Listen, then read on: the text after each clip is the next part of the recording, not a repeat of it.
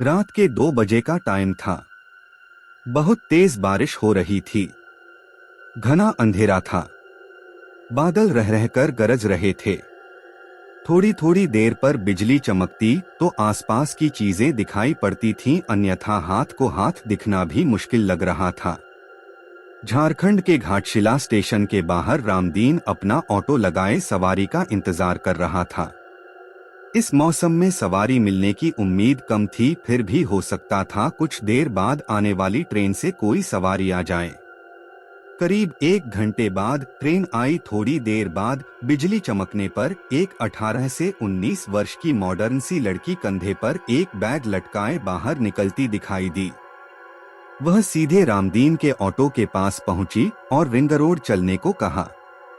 रामदीन ने कहा कि रात का वक्त है, इसलिए वहां चलने के 500 रुपए लेगा।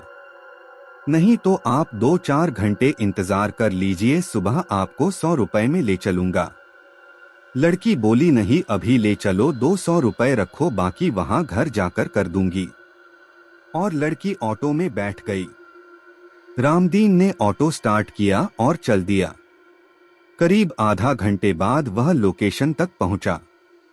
एक मकान के बाहर लड़की ने गाड़ी रुकवाई और घर से पैसे लेके आने की बात कहकर अंदर चली गई। काफी देर तक वह नहीं लौटी तो रामदीन अकेले बैठे बैठे परेशान हो गया। उसने घर का दरवाजा खटखटाया। काफी देर बाद एक बूढ़े ने आंखें मलते हुए दरवाजा खोला।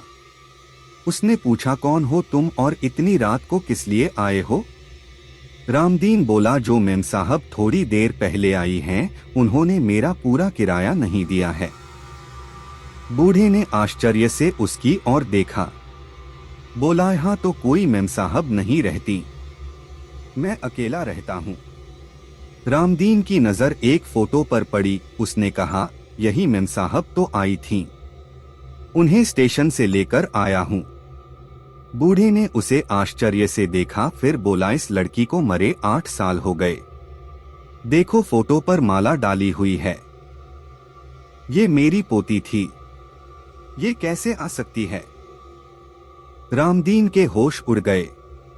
वह चुपचाप अपने ऑटो के पास पहुंचा।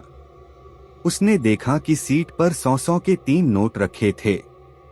उसने नोट जेब में रखा और वहां से बेतहाशा भागा।